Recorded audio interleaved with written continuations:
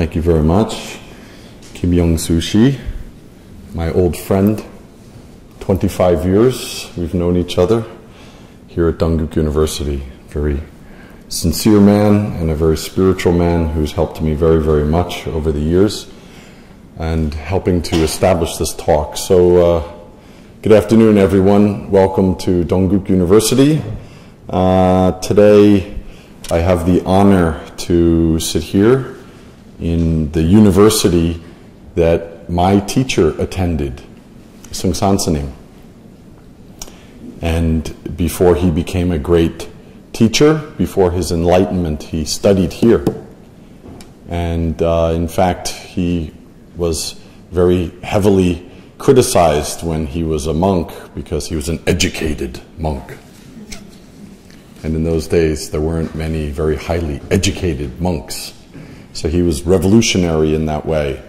So every time I come to this great university, I feel humbled and honored and a little bit somewhat emotional. Yes, monks can become a little bit emotional, not in a bad way, but I feel the feeling of my teacher walking around the main administration building here. So it's an honor anytime to come to Dongguk University to teach.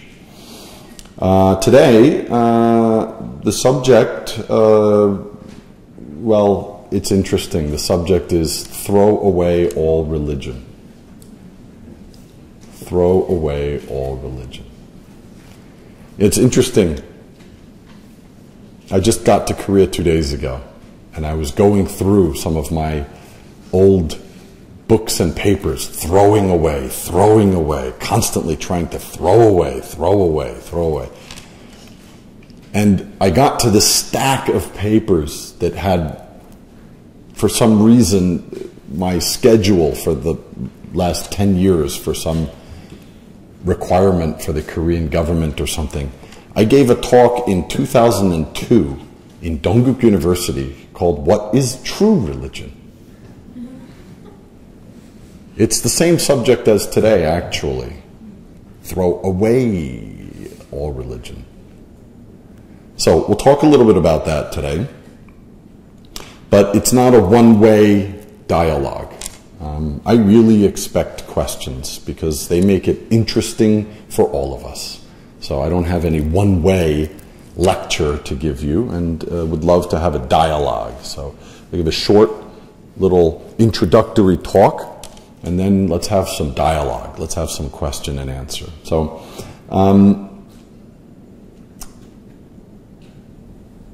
in 1882, the great philosopher, one of my favorite philosophers when I was in university, Friedrich Nietzsche, said, God is dead. God is dead. We killed him. We killed him. And what this means, this was an important moment in Western civilization because a great philosopher recognized that already 1882, already we are living without God. He didn't, some people say Nietzsche declared or Nietzsche killed God. Nietzsche actually was declaring, as I see it in 1882, today in 1882, we have already killed God. So he already knew. And he wasn't the only one.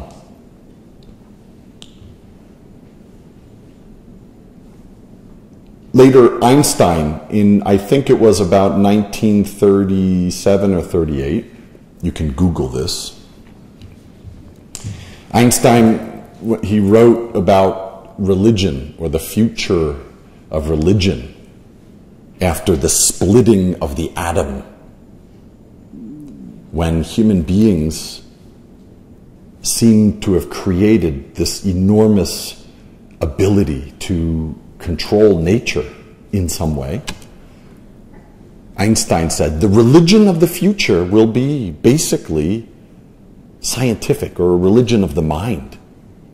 It will not be based on myths, but it will be based on natural laws natural laws.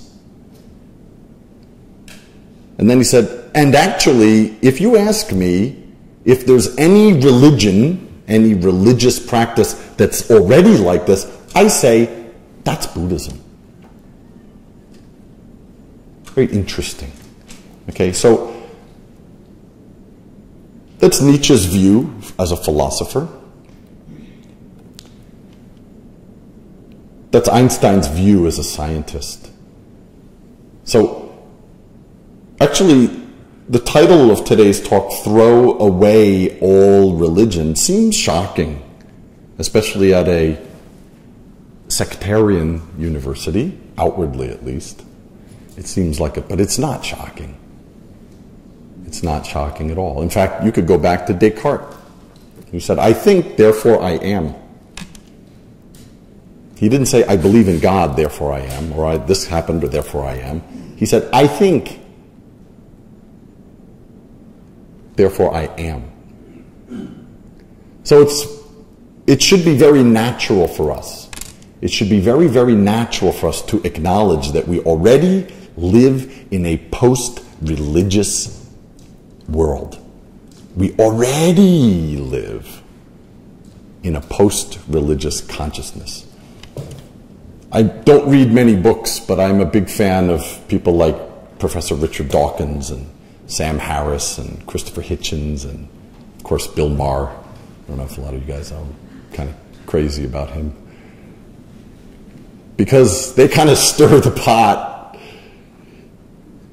among intellectuals or non-intellectuals, doesn't matter, with showing the world that it is quite funny that we continue to cling to mythical explanations of the world.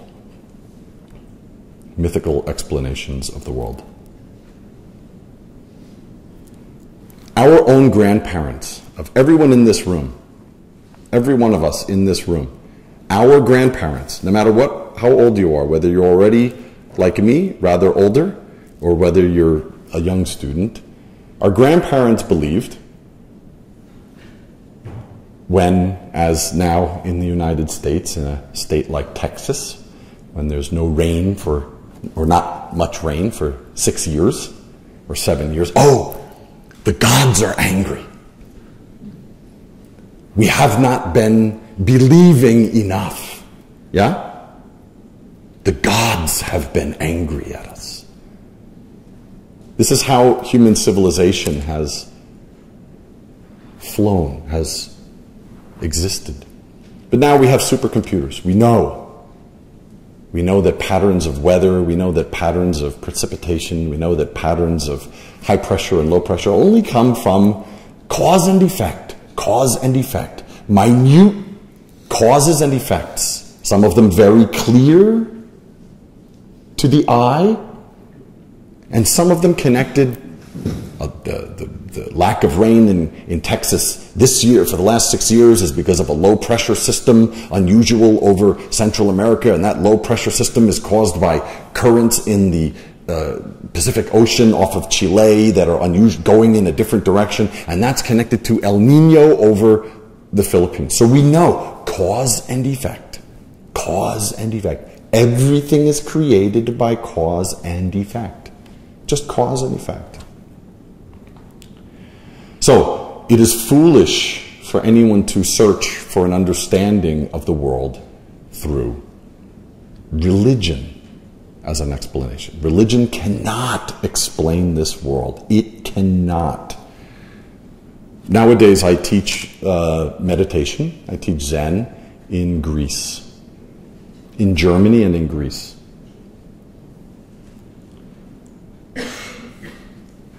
I also practice yoga in Greece. There's a yoga group that I practice with while teaching Zen meditation. And it's great to go to Greece because you see all of these gods. Everywhere you go are these broken buildings and old altars and places, and this is where Zeus was. This mountain is very high because that is where Zeus was born. And this part is very low because this is where there was a fight. And this part of the cliff fell into the sea. And anyone with an educated mind. When I was a boy, I used to believe in the Greek gods. I was raised very, very Christian. I was raised very, very, very Christian. And I would pray and pray and pray. I would pray for good grades. I would pray to be popular. I would pray to be better in baseball. And sometimes it worked, sometimes it didn't. Usually it didn't. So then, when that didn't work, I was reading the Greek myths. Zeus, Jupiter, Hera, Theseus, Perseus, the Minotaur of Crete, Aphrodite. In those days, when praying to the Christian God didn't work, sometimes secretly I would say, okay, Zeus, this deal with the Christian God isn't working out too well, but if you give me special powers to hit a home run tomorrow, I will believe you. So again, but it had the same rate of success, 50-50. So it's interesting if you go to Greece now, you see this, and it's just normal. We just take a picture with our iPhone and move on. The altars to a Perseus, or the place where the Minotaur. I was at the temple, the palace of Knossos this summer.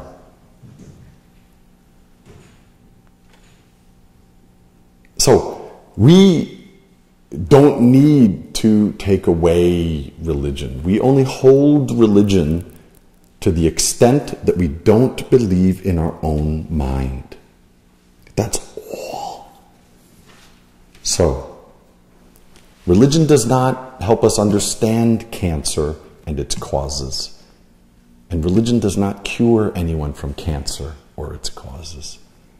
Religion does not explain different weather systems, and it does not help us adapt or prevent ourselves from further damaging weather systems. Religion gives us no insight into why children are born with birth defects, or why certain people are born with certain behavioral qualities, why people do things, why people don't do things. Religion does not explain it at all. At best, religion is, as the Buddha said himself, it's an explanation as to give a child, a crying baby, when a baby is crying and you want the baby to stop crying, the Buddha said, it's like giving a child a golden leaf and saying, that's gold. You like gold? And then the baby maybe will stop crying. So, we just chanted here the Heart Sutra. This is amazing, this Heart Sutra. This is chanted in every Korean temple. Not only every Korean temple, every Japanese temple, Chinese temple, Tibetan temple, Vietnamese temple. 3 times a day, this. In Chinese characters, it's 270 characters. It's very short. It's extremely short. But in this 270 characters is a deeply, deeply scientific insight into the nature of reality and into the nature of mind. This, what we just chanted. In Korean, Mahabanyabara Milta Shingyong Kwanja Jebo Saleng Shinbaya. We chant this 3 times a day. We roll over it sometimes. But this contains not a religious statement. There's only really 1% religion in this. Not even. But a huge amount of science. So, we are born in this world. We know why we are born in this world from a scientific point of view. Yeah? A sperm meets an egg, develops an embryo. The embryo grows according to conditions. Those conditions can be affected scientifically, chemically, even psychologically, and produces a result. Cause and effect. cause and effect. Scientifically, we know why we are born in this world. We know how things are born. Our grandparents did not. At least our great-grandparents did not. But this, obviously, to all of us, we are here in Korea. We're in one of the most advanced cultures, one of the most advanced societies in the world, South Korea. Or from America, or if you're from Germany, Europe. That might not seem like a very important point, but in a lot of the world, in still a large part of the world in 2013, the view of how things happen is not based on science. It's based on superstition, religion. So this is an extremely important point. And when you open the newspaper, when you turn on the news, you are still facing the fact that a huge amount of this world's people still does not believe that science explains this world. And they think that some teaching from the 14th century or the Iron Age explains this world better. I was just in the United States 2 weeks ago, and I was teaching in some temples, doing some practice, and it was amazing, absolutely amazing, when visiting with some monk friends or family, to turn on the TV. And even in America in 2013, to see on Fox News, various broadcasting networks, debates, supposedly intelligent, over the nature of conception, over the nature of what is a good death, over the nature of what is a human being, physically, spiritually. So even in countries like America, and I will say even in Korea, there is still great ignorance, alongside great enlightenment and understanding, great ignorance, which is attempting to cover the great insight that we get through science. Now we return to the Heart Sutra. Very interesting. The Heart Sutra doesn't say you have to believe anything.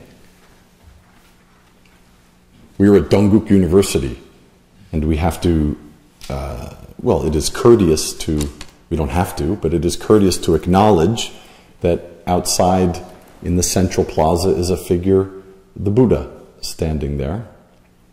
The main shrine, there's a Buddha behind me.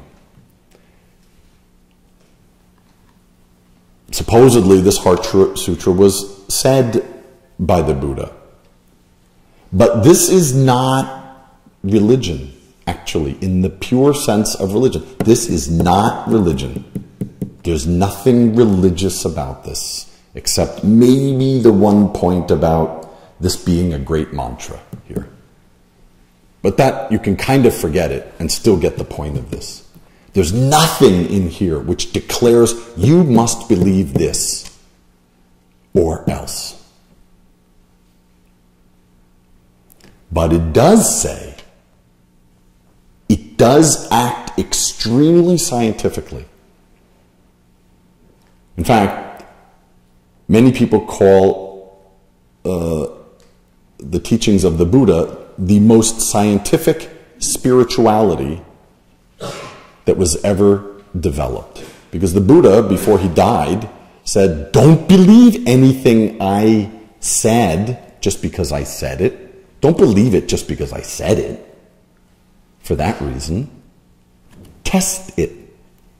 Just test what I said. Then, if when you test it, it turns out to be true, then I taught you the truth. If your test of this shows that what I said is false, then I taught you a lie. You find out. It's just like this statement, E equals mc squared. E equals mc squared. Einstein's famous statement. We don't believe that just because Einstein said it. It is not believed merely out of faith. And it's definitely not believed out of compulsion, requirement, necessity to be considered an educated person. E equals mc squared has been tested hundreds of thousands of times by scientists in many, many cultures. And it always turns out that Einstein was right. Therefore, we believe it. Because we tested it.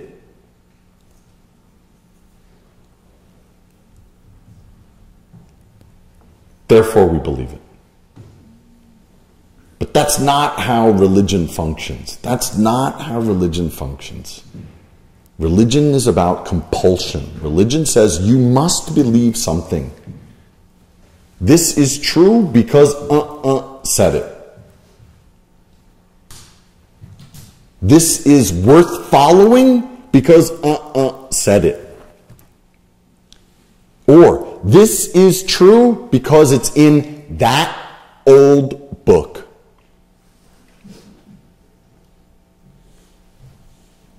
But if you try to test it, or if you try to criticize this, it is considered insulting. So, someone described philosophy, the difference between philosophy, metaphysics, and religion. Philosophy is like trying to catch a cat in a dark room.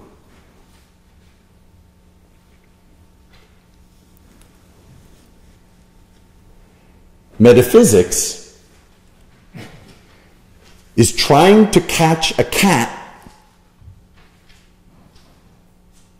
that's not in the dark room. Religion is like trying to catch a cat that's not in a dark room and saying, I caught it! That's religion. Anyone who is completely certain that they have caught the cat, even though it's not in the room, is a religious believer. So that's a beautiful statement about the differences. It's really interesting because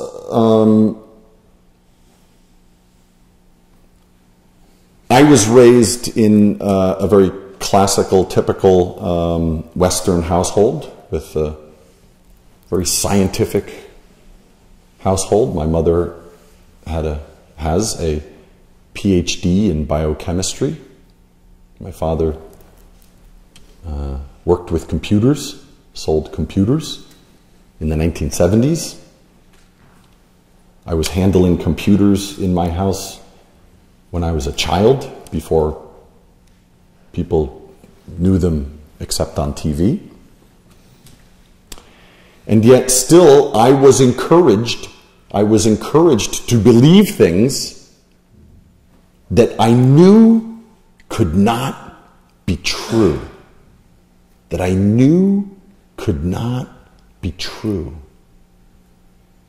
So always there was this fight in my mind, because my natural understanding said to believe something like the world created in 6 days,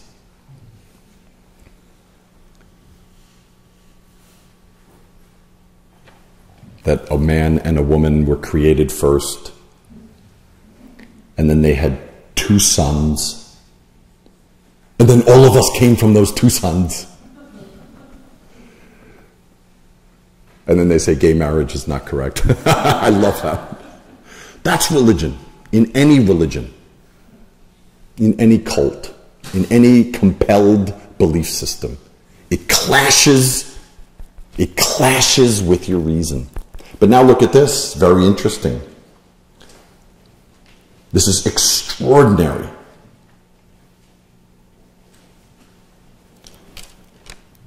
Actually, this entire teaching can finish after the third paragraph. Shariputra, form does not differ from emptiness. Emptiness does not differ from form.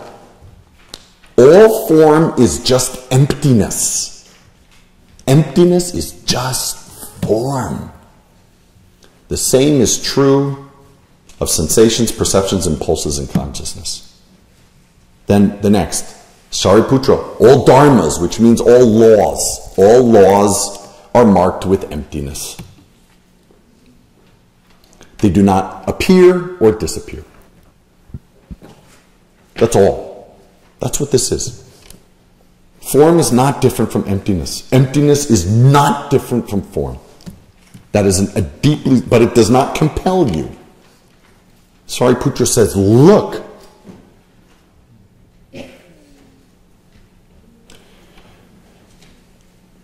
But actually, this can be tested.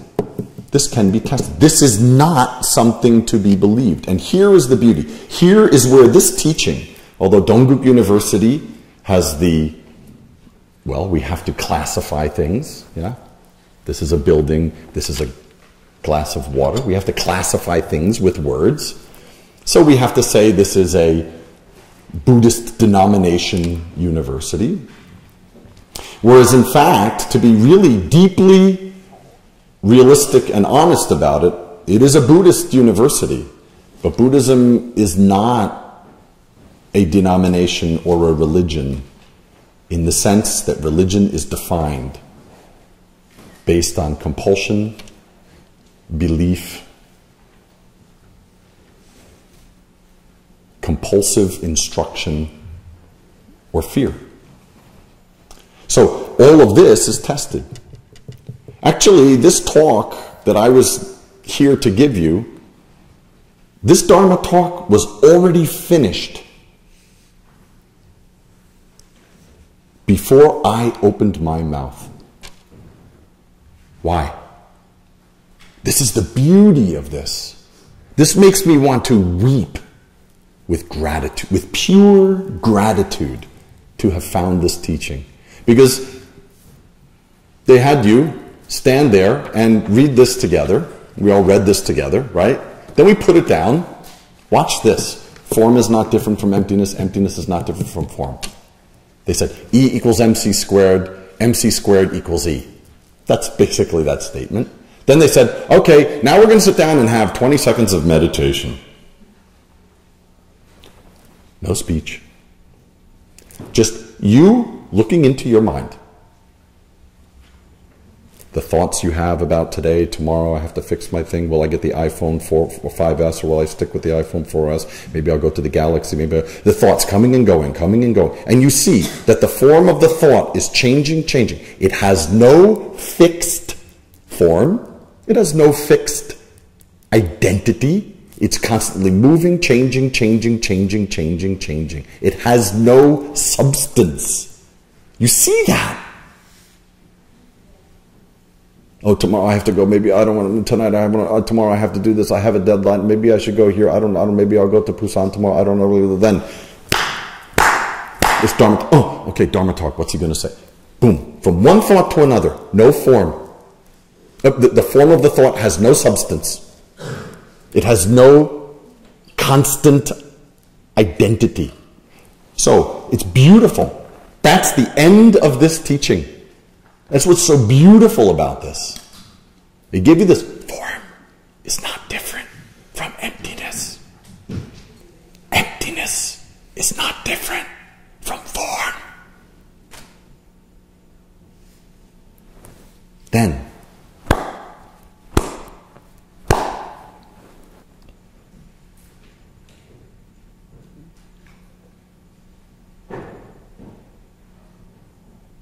this is the experiment phase. Really. This is just you looking. No one is talking. No one is telling you what you're experiencing. It's your own eyes, ears, nose, tongue, body, mind. Watching. Watching.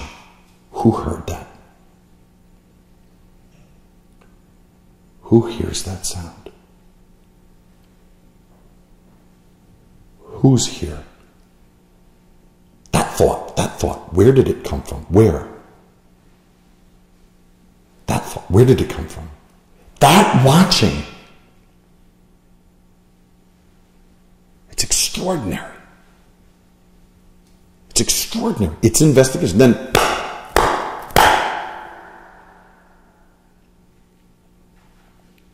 Then you get something better than a book, better than a PhD from this university or Harvard. You get your experience of that. You get your experience of form and emptiness. You see for yourself, just like the Buddha said. Don't believe this just because the Buddha said it, just because it's Buddhist, just because it's Heart Sutra, just because this is Dongguk University, just because this came from heaven, just because this was said by the Golden Lip Buddha, just because Song Cholsning talked about this, just because this is in a book, just because this is Chinese characters. Don't believe it. Do not believe this. Don't believe the Heart Sutra. Look.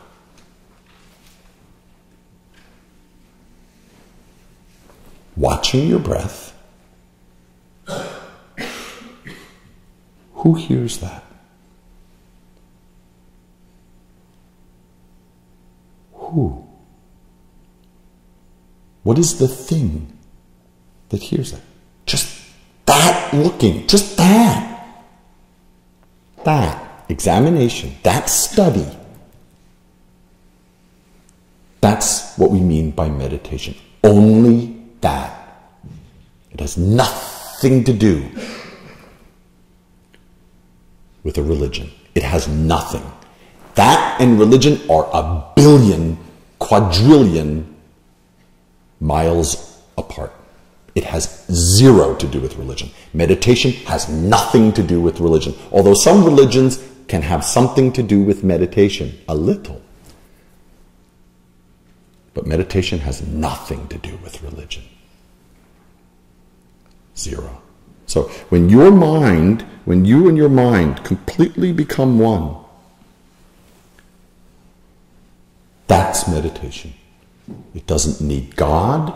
It doesn't need the Bible. It doesn't need a sutra. It doesn't need a Buddha. It doesn't need a temple. It doesn't need a church. It doesn't need a synagogue. It doesn't need a sanim. It doesn't need a shimbunim. It doesn't need a rabbi. It's already complete. All great teachers have already said that. Even Jesus said that. But the people with him weren't really paying attention. And very few of the ones who followed him too. So they attached to it, made some form, made it beautiful, put a house on it, put some clothing to this. Now we've got religion. Okay, so that's the point of this talk. This is extraordinary. The heart of this tradition, the heart of what happens here is meditation. And meditation means only one thing. Meditation is just a fancy word. It is a fancy, misunderstood word. Meditation only means investigation. It doesn't mean a special posture. It doesn't mean a special breathing of any mystical kind. It doesn't mean looking for some other state. It means just returning to this moment. Returning to this moment. Completely attaining this moment.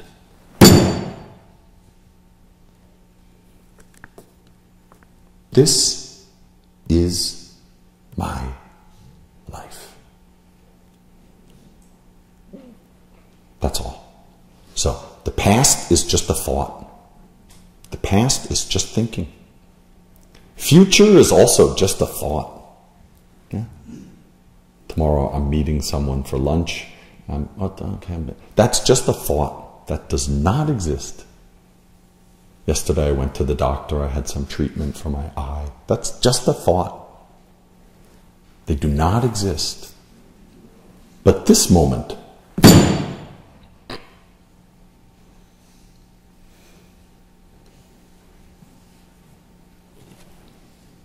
my life is only this moment.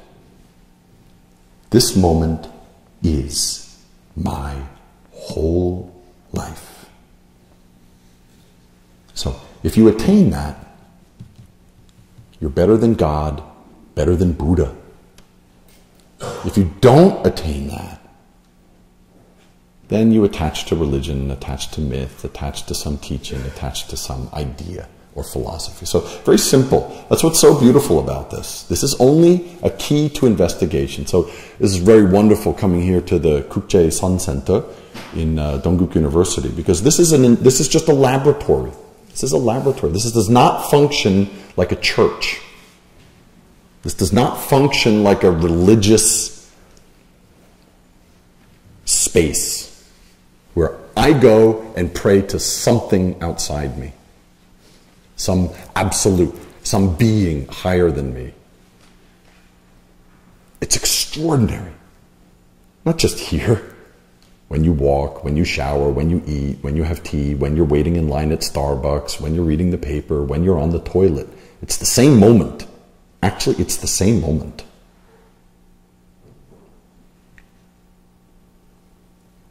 It's the same moment. But we're thinking. So we lose it, we forget it, we go into tomorrow, make yesterday, last year, when I go, I have to do this, I don't want to have that, I don't meet this person, I have to meet this, I have this problem. But that is just thinking. It's like someone who's drunk, or a person in the dream. None of it really exists. So, I've said already way too many words right now. Throw away all religion is also a big mistake. The title of this talk is a big mistake. You can't throw away something that doesn't exist. Point is, we make religion and we attach to religion. And 90% of the problems in this world are created by people with religion. 90%. 90%. So, throw away all religion means meditation. It just means meditation. It's not a radical action. It's not a social action. It's not something you got to get out into the street and demonstrate to do. You don't have to sign things or try to convince people. You can't argue with people. Don't try to argue with people who have religion, by the way. It's a real,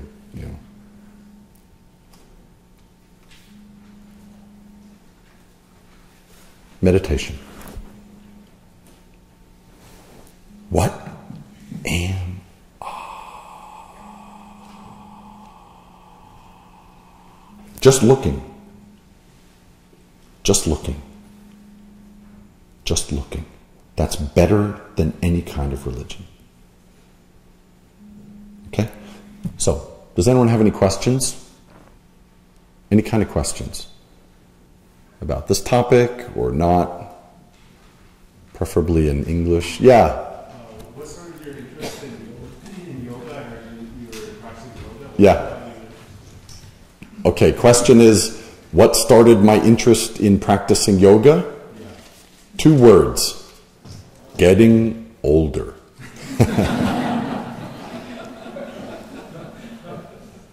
It's purely selfish interest. No, but yeah, that's actually a really good question, because meditation would seem to be, quote unquote, enough. But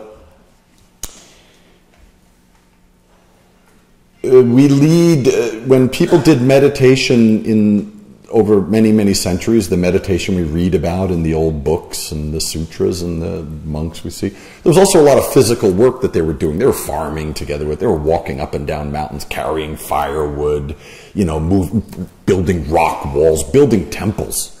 They didn't have companies to do that. They were carrying the kiwa, the roof tiles up to putting them down. And so it was a very physical thing, and then you sat down and you meditated. So it was really fully engaging body and mind.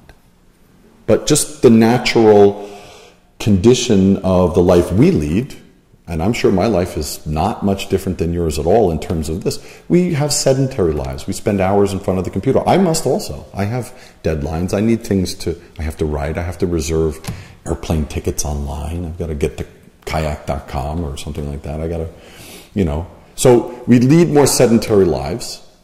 We have less activity. And so meditation is good, but we've absorbed much, much, much, much more stuff. Much, much more stuff than even people who practiced meditation 10 years ago. Even 10 years ago. We are quantitatively more stuffed with stuff.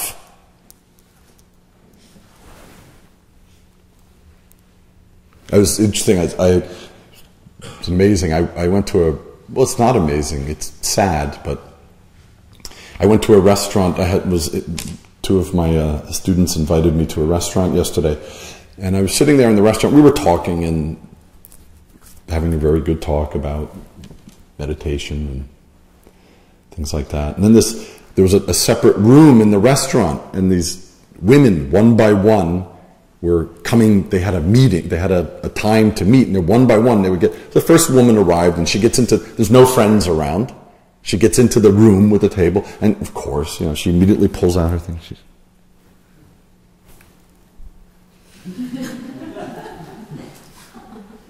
And she's okay. She's alone. Okay, I won't be harsh. I'm not gonna criticize. Well, I'm looking at her like, okay, it's interesting. Then her friend arrives. Then they're sitting opposite each other. And they're talking, but they're going like this.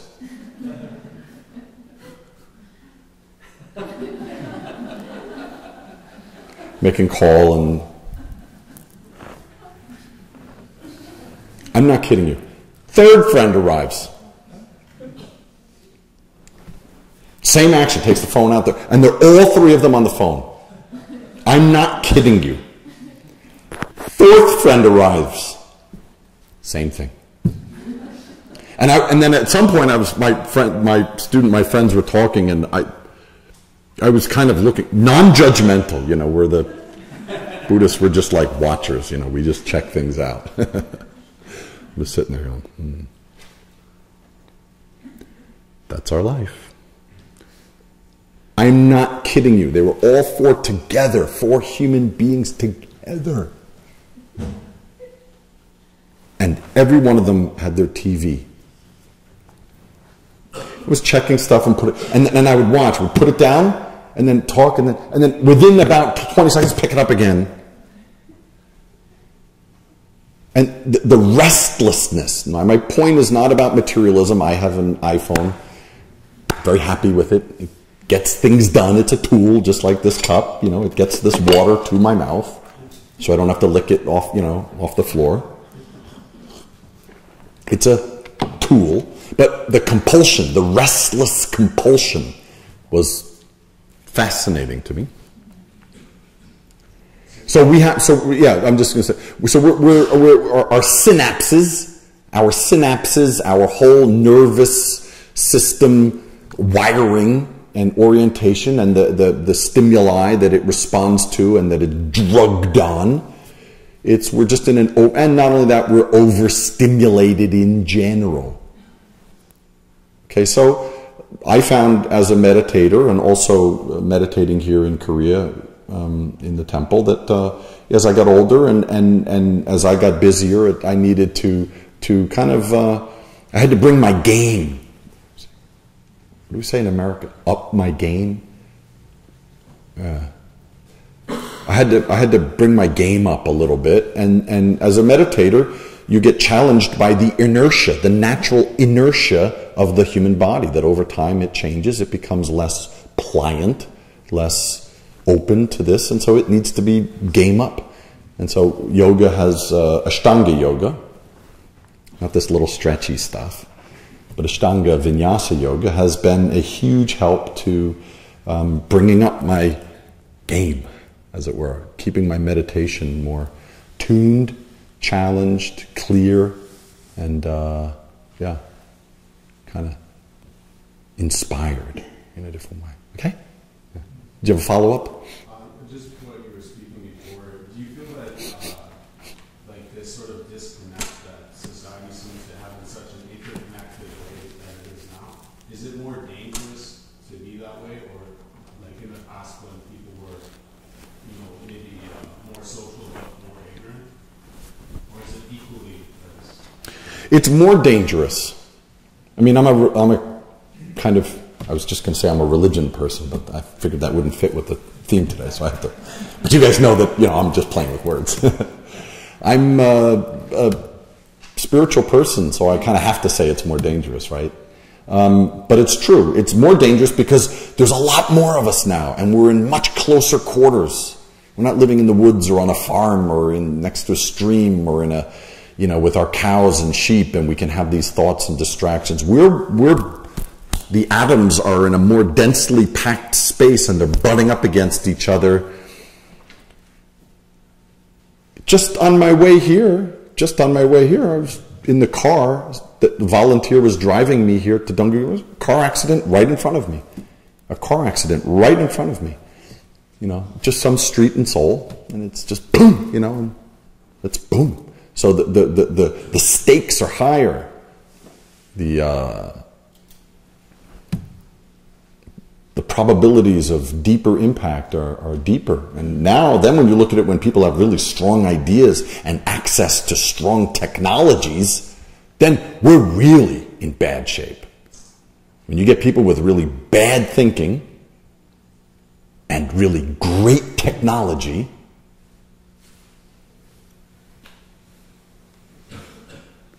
then we're really in a dangerous situation. So yes, it does make a difference, and it makes a greater difference for those reasons, because the stakes are higher because of the technology we've enabled ourselves to have. Look at this. I'm really fascinated now. I've started to follow in the last few days the Fukushima situation. Check that out. I did because I'm a news junkie. I'm a kind of BBC, Al Jazeera, not so much CNN anymore, junkie, and internet. You know, I check the news out, I always have, because that's where human nature can be seen in a very dramatic way. Look at what's happening there. And this is something we should all, starting next week, they're starting to lift these fuel rods out. It has never been done before. It's always been done by machine. Now, because of the intensity, they have to do it. No, it has always been done directly by humans. Now it must be done by machine. If they take these out, if they touch, if there's there's a serious documentary with a serious scientist from Beyond Nuclear. The whole northern hemisphere can be severely polluted, and it's a very high likelihood. But it's all because of people who didn't want to listen, and now in Japan, because of pride. The pride of officials, the pride of a culture, the pride of certain scientists will affect you and the people you love. So that's what I mean, the stakes are higher because of technology and because of the world we've created. Not bad, not good world. I'm not saying, you know, we've created this evil monster. No, it's a beautiful world. But because of the tools we have built for ourselves, the stakes are higher, that people who are not clear,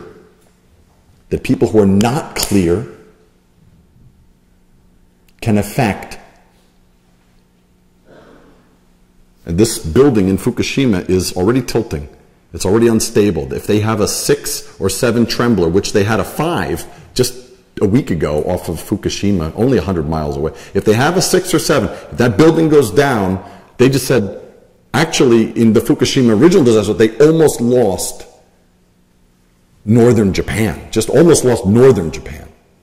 Northern Japan. That's half a country. And then you see the radiation plume going to the United States and up the Korean Peninsula. It was decisions that created that. It wasn't God, it wasn't Buddha, it wasn't nature, it wasn't the karma of the universe. So that came from people not being clear about their thinking lying, hiding facts, trying to do things cheap, skipping, and Korea has also had that. So that's my point. Stakes are higher. We've created conditions where cause and effect can have a bigger effect, whereas, your question is excellent, because whereas if someone is not clear, but they're just a farmer somewhere with other farmers somewhere out in the deep country, those consequences are not so great.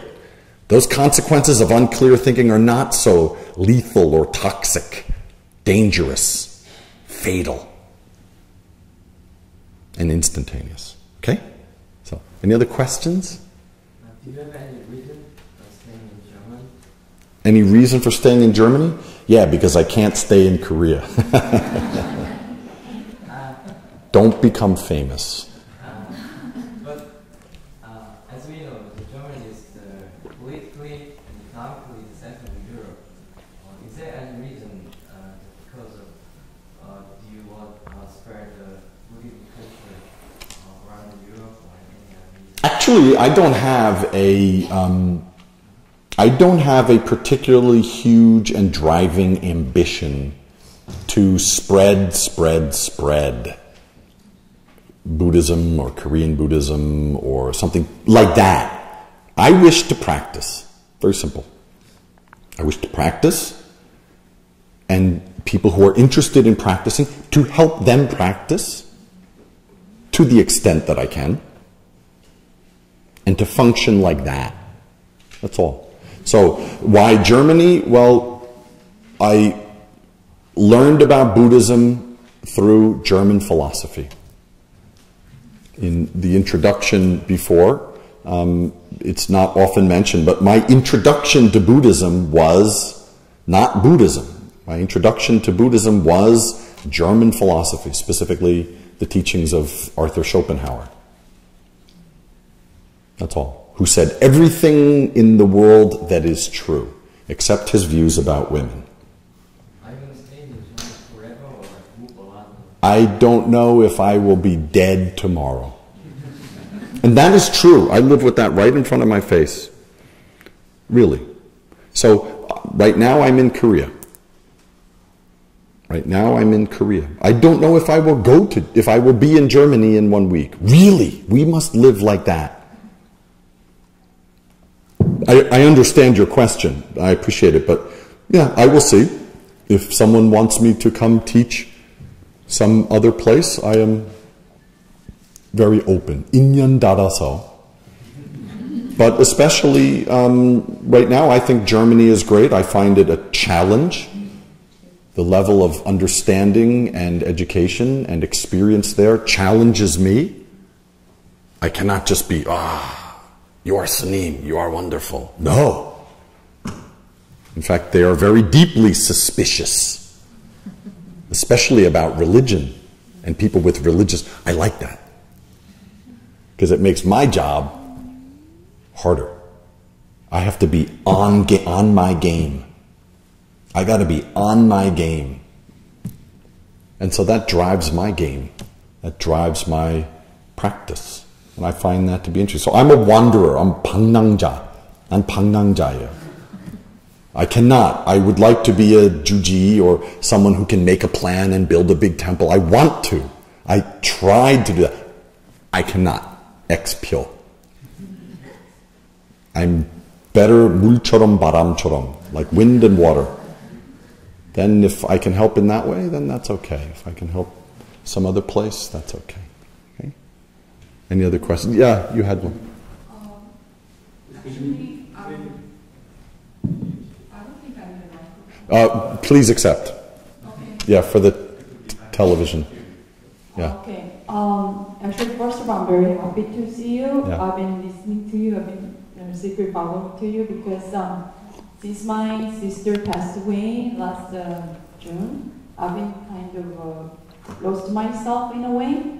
Like I know that in Buddhism, everything is from your mind, so you have to be controlling and yourself. But I've been thinking about death. I'm just a 36 years old Korean girl, but death was not very close to my mind. But since she just passed away, I feel like maybe death is not that far away from, like you just said. you don't know, you might die tomorrow, right? Mm-hmm. So in Today. Buddhism, so my question is actually in Buddhism, I still do not understand the true meaning of death. Actually, this morning when I came here from Incheon, I read an article that there is no true meaning of death by one scientist. Have you read about that article? No. No? But anyway, my question is actually, in Buddhism, how do they describe about karma and death? Okay, I will answer you this way. You depend on death. You depend on death. You need death. You depend on death. What did you eat this morning for breakfast? Coffee and bread. Coffee and bread. Great. Good breakfast. The coffee was from coffee beans. Yeah? They were, you got it. Coffee beans, yeah? They were plucked somewhere in Indonesia or Africa. Beans plucked from the tree. Your bread comes from wheat that was cut from its root. It's no longer living. And you put that in your body every day. And that gives you life. That gives you life. You can't live on water. You need water. We need water. But you can't live only on inanimate water. You need death. Then why my sister's death? Meaning, is it any meaning? It's from karma. My sister passed away just like I cannot explain your sister's death. You must ask your sister. You must ask your sister. I'm being serious with you. Meaning is, you're trying to understand it up here. You're trying to understand it up here. You're trying to understand it intellectually. The philosophers, Leibniz, Plato, Socrates, Nietzsche. If you try to understand it up here, that's called philosophy. And philosophy hasn't answered it yet. Your sister is teaching you about death now. Your sister is teaching you about death right now. She's giving you better Dharma speech than Buddha. Because, oh, Buddha, I read Buddha, I don't know, maybe I'll check the news on my iPhone. Buddha, you can take it or leave it. His teaching book or something. But your sister's death, when you're in your bed, when you're on the street, when you walk past her favorite restaurant, when you accidentally find her picture in your phone,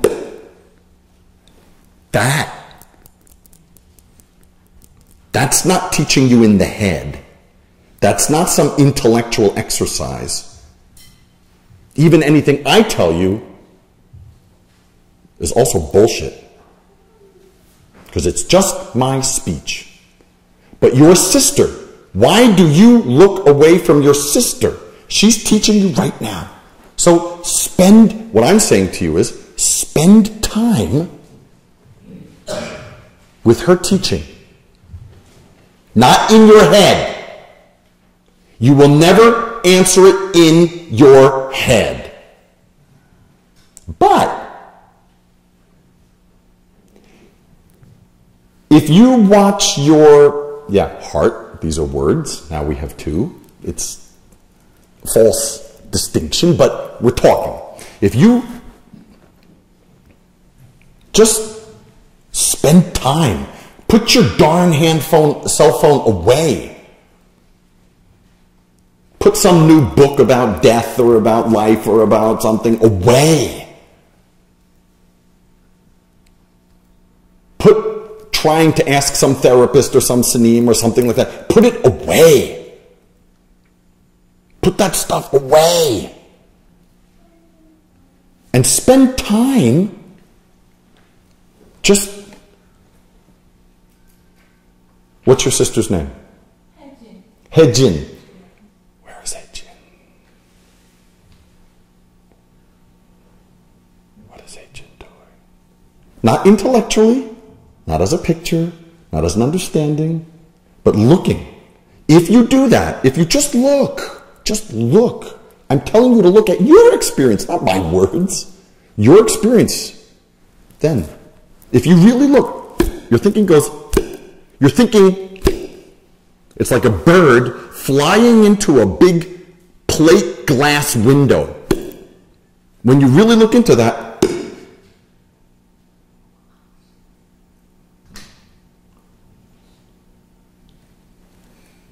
study that.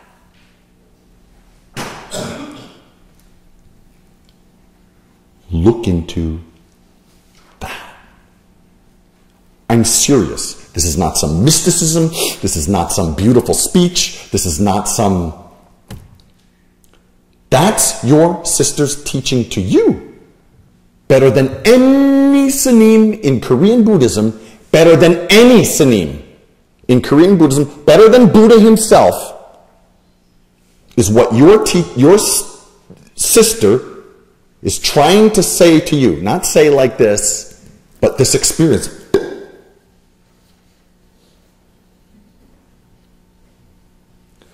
I often tell this story. I'll tell it again. I say that thing because often people hear this story several times from me, so I have to warn you. Very simple. I have to make it kind of short. But my teacher, Seungsan Sanim, was a great Zen master. He was a great teacher. He was a great human being. He was a human being, but a great person. He in Korea practiced for many years. Then he went to America in 1972. While he was in Korea, many monks wanted his approval, his inka, his injong. Many, but he just totally ignored them. He pushed them away. He insulted them. He threw them out. He didn't want any kind of intellectual Buddhism, which is what they usually had to offer. Then he went to America, LA. 1972. And he met this woman. I mean, he met many people. But of the many people he met there was one woman who he saw, she's different. But she was really just 평범한 할머니. She was just a normal, regular, not special grandmother Korean woman. Member of the community. Just special, very humble, very not, special position. No, very humble. But when he saw her, he said,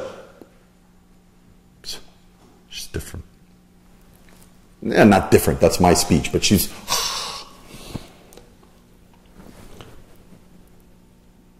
She was a woman, Korean woman, typical housewife, nothing special, no education either, special in Korea. But she got married in Korea, and she had 3 kids, and then her husband got a job. They moved to America, and they were working in America. Like most Korean immigrants to America in the 1970s and 60s and 70s and 80s started with a very simple job, then hard work, kids become successful, the American dream. Wonderful. So she and her husband, they're working, their 3 children, little goma, and she's holding them and they're working, I think it was a gas station was their job, something late at night. Someone came in with a gun and robbed the station, killed her husband right in front of her. And her husband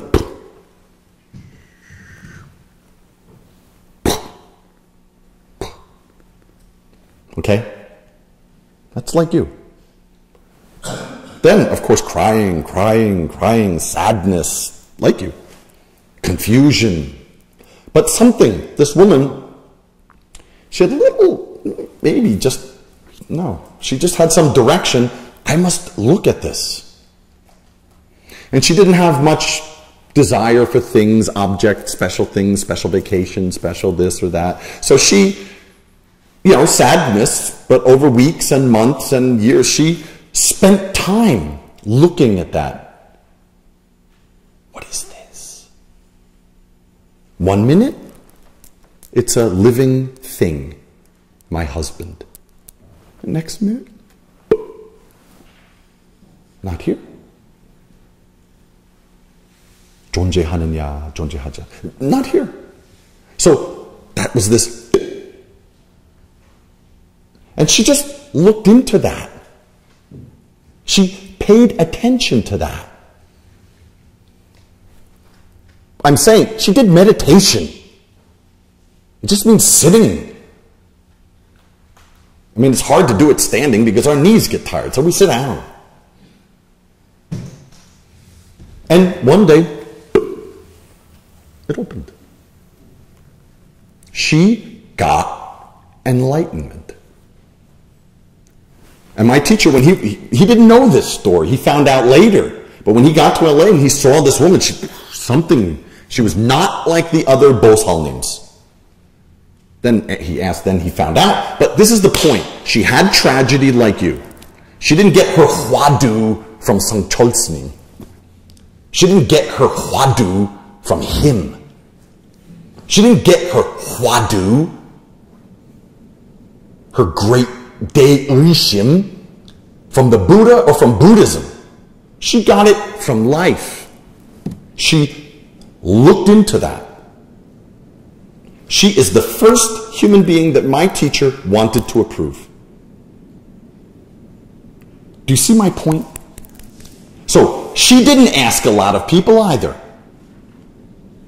Her husband that experience was always teaching her if she looked into it. The same with your sister. So if you look into it, your sister's teaching will help you. If you don't look into it and you look into other people's speeches and other people's ideas and other people's books and other people's religions and other people's explanations, you'll get a lot of knowledge, but it won't help you and it won't answer your question. But right here, we're not religion people here. We're meditation. Meditation means investigation. This phenomena, what is that? She was here? No. Just look. So watch your breathing while you're sitting with it. You don't have to have some special. You don't need any hwadu. That is your hwadu. That's true hwadu. That's true practice. That's why I started. Then my cousin died when I was 14. Religion could not explain it. My professors could not explain it. But, okay, we'll do that. Any other questions? You had already. We try a new person. If we don't, we come back to you. Yeah. Just, it helps other people if we have the mic. Hello. Yeah, hello. First of all, thank you very much for being here. Thank you for being here.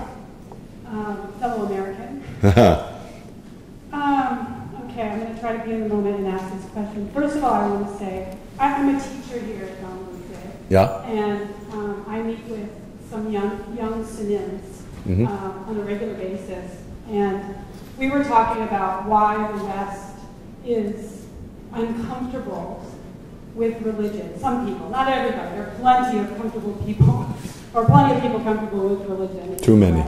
But there's a certain, like, when people ask me, Michelle, are you Buddhist? I always say I'm a Buddhist practitioner. I'm uncomfortable with saying I'm Buddhist. Mm-hmm. And so I was having this discussion with the young Sinners, and why is it that we are uncomfortable, Western monks and Western people that are Buddhists, with this idea of propagation that's in Korea? And one very wise young Sinnin, who's actually from the West, said, no propagation is propagation. And at first when he said it, I didn't really understand it, but I think I'm starting to understand what he's saying. He's trying to have an answer to his master, who wants him to spread Korean Buddhism. And he's uncomfortable with saying just absolutely no, obviously, because it's his master. So these are words that, for him, he's trying to express it. So in a way, it was very refreshing to hear you say, I'm not interested and I know it's your own personal choice, but there needs to be a balance. Sure. Between, because we want to spread the Dharma. We Sure. want to spread the practice, the very precious, precious practice of meditation. And especially for me, it's sun meditation. So, what is my question? Exactly. My question is, What is the correct balance between propagation and not propagation? well, what do I say to Koreans? Because I don't want to, I do want to spread sun meditation, but I'm uncomfortable with propagation. Okay. Even the word propagation. Sure. I'm very uncomfortable with it too. One, to get to the very, very beginning of your question is, we're uncomfortable with propagation, especially in the West, because we saw through our history,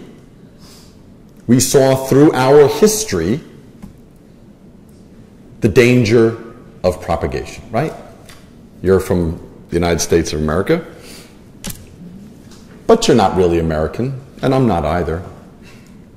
There were people before us, and our ancestors went to America from Europe. You look probably like you came from Europe, your ancestors.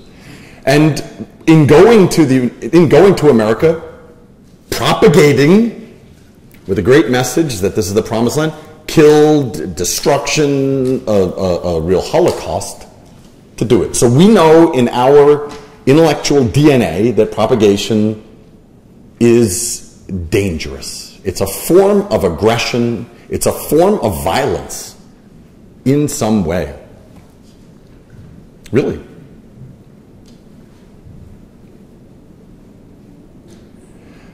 When I first became a monk, I was very, very, very interested. When I first got interested in Buddhism, I was very, very, very, really shocked and surprised by these teachings. And I became very strong vegetarian. I was a vegetarian before that, but now I had some religious or some justification for it. I went home, I was very excited, telling my family this teaching I got and this, I'm so excited about it. I wasn't trying to change them, but inside it was my natural enthusiasm, mid-20s, you know. I was going home, and at first they were interested. At first they were very curious and interested. They were Catholic, but they saw that I was happy and motivated by this and very curious. They were very interested, and as I talked more and more, they were interested, and then they started to get upset. Then they started to get bothered. Then they started to get really, shut up, you know. So I went to my teacher, and I was like, Hengasnim. I wasn't a monk yet. And I said, I really love this teaching, and I try to show it to them. I'm just trying to show it to them, but now more and more they don't like it. I said, how can I teach them this teaching? And he said, shut your mouth.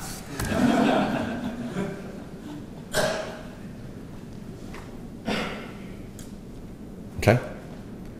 So I just focused on the practice. Just practiced. And when I went home, like he said, when they wash dishes, just wash dishes. If they watch TV, watch TV.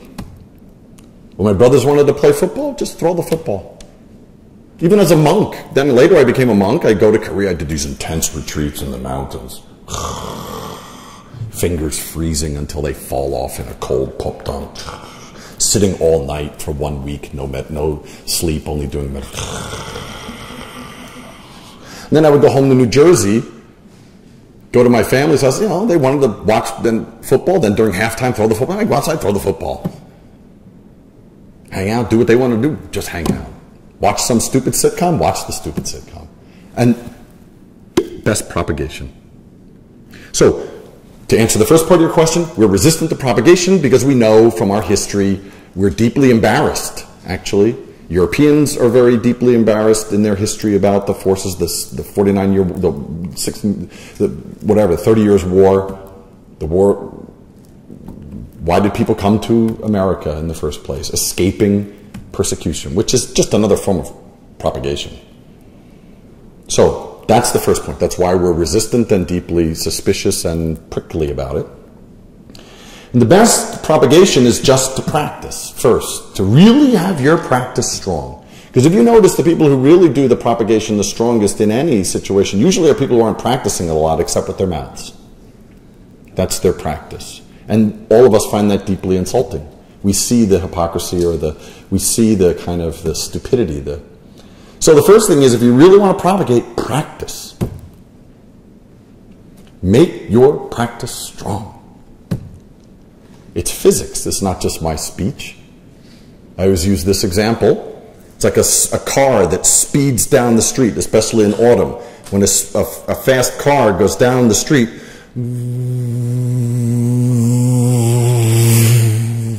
the leaves follow.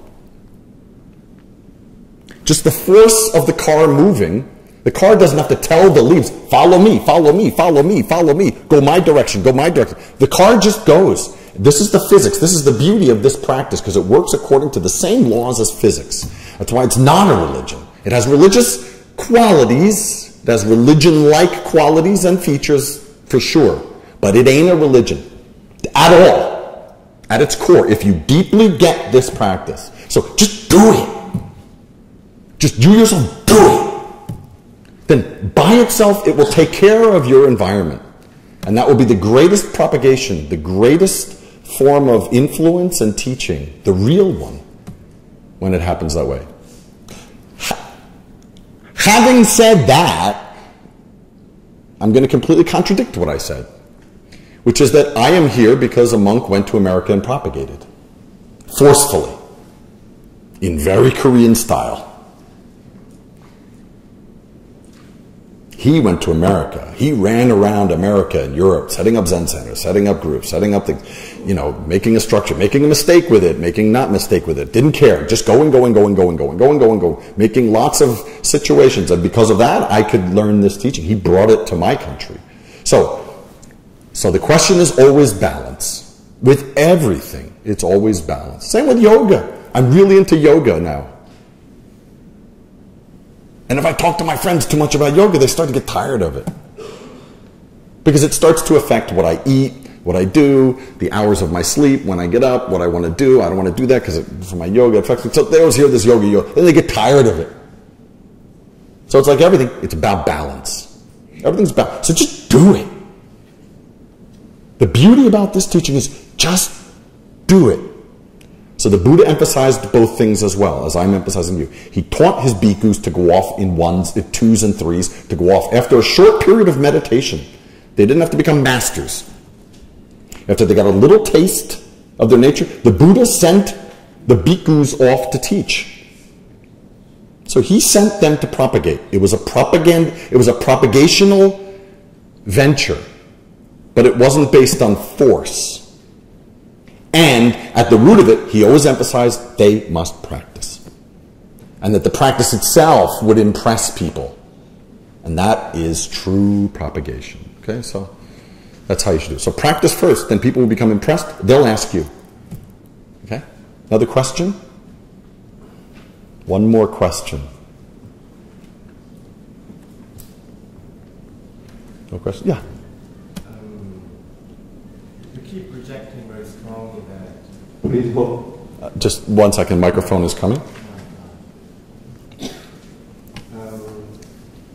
As I was listening, I just kept wondering, when you say Buddhism is not a religion, yeah, it has religious maybe features or characteristics. Yeah. Why is it then that almost everyone prays for something, as it was like a god? Right. Yeah. So if everyone does that, it's like you're not very good at your job. I don't know. I know what you're saying. So why do people pray for things if it's not a religion? Why? A very simple answer for that. Because they are human beings.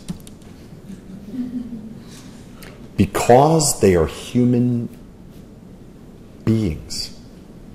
I was in America, a similar question, a very good question you have. I was in America a couple weeks ago. I was at a temple in Atlanta, and a very, interesting young gentleman asked me, "Oh, in Buddhism there's so much superstition. So much superstition. Yeah, if I go to the temple, maybe I'll get things, So why in Buddhism is there so much superstition? If Buddhism is true," he wasn't a Buddhist, he came to the temple because he heard it. If this is just about meditation, why is there so much superstition in Buddhism? Very skeptical question, which was great. It's very easy, very simple. Because we are human beings.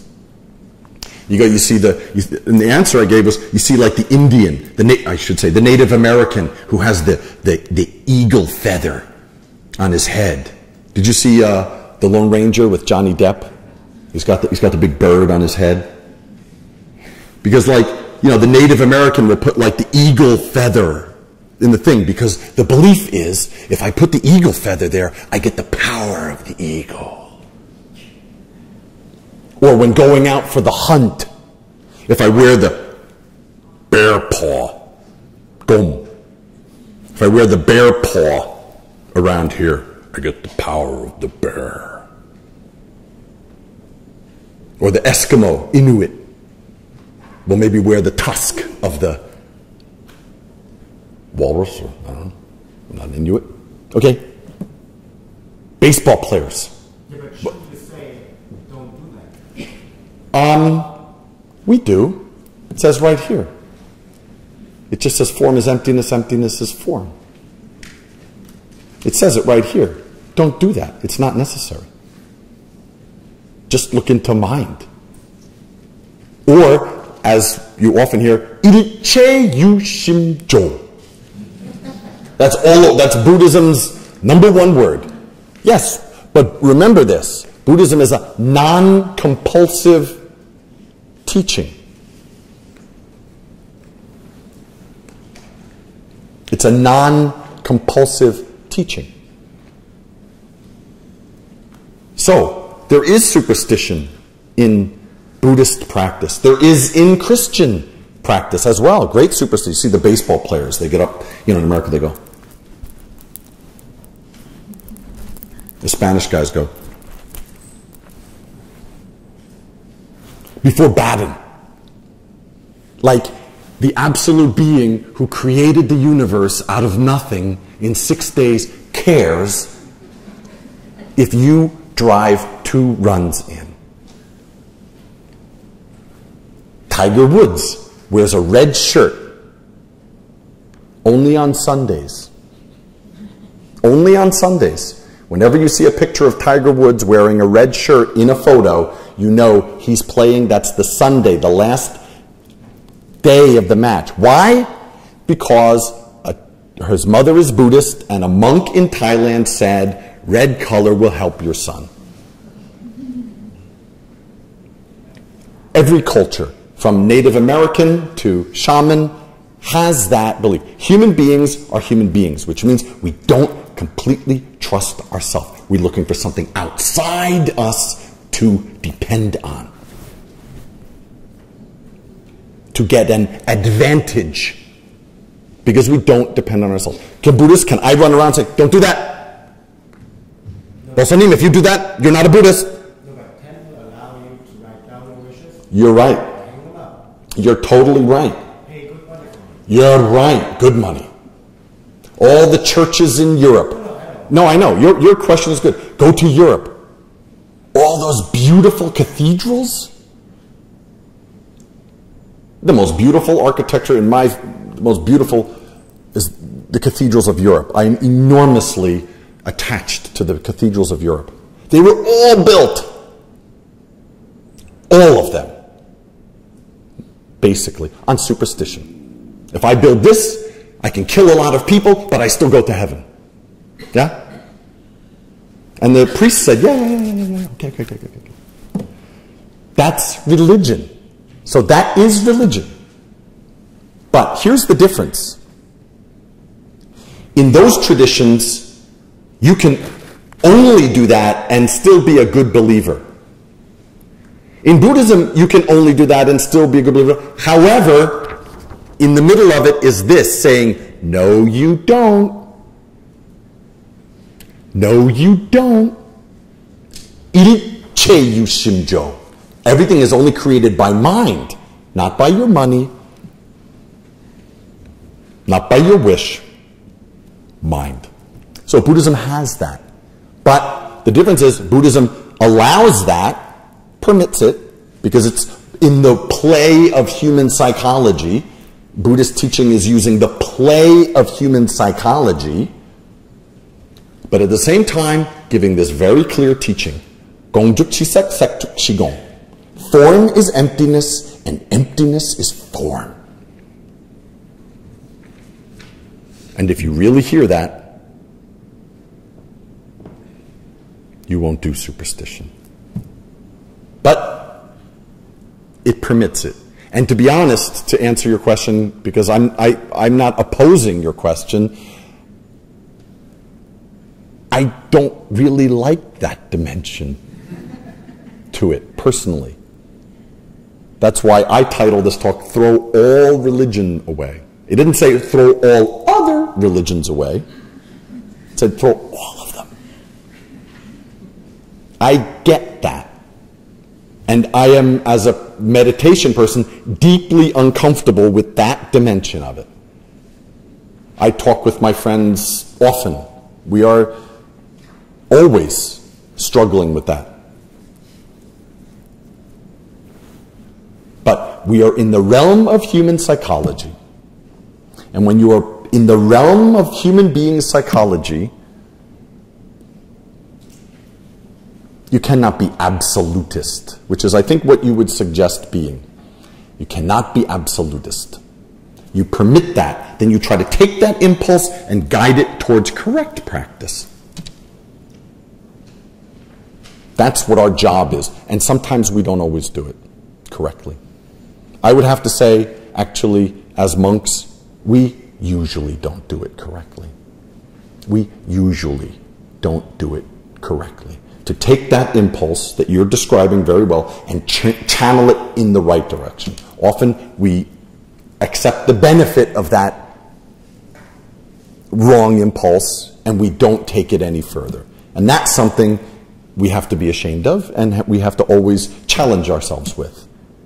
But I can't also make other monks challenge themselves. I can only do it myself and hope that that works. Okay?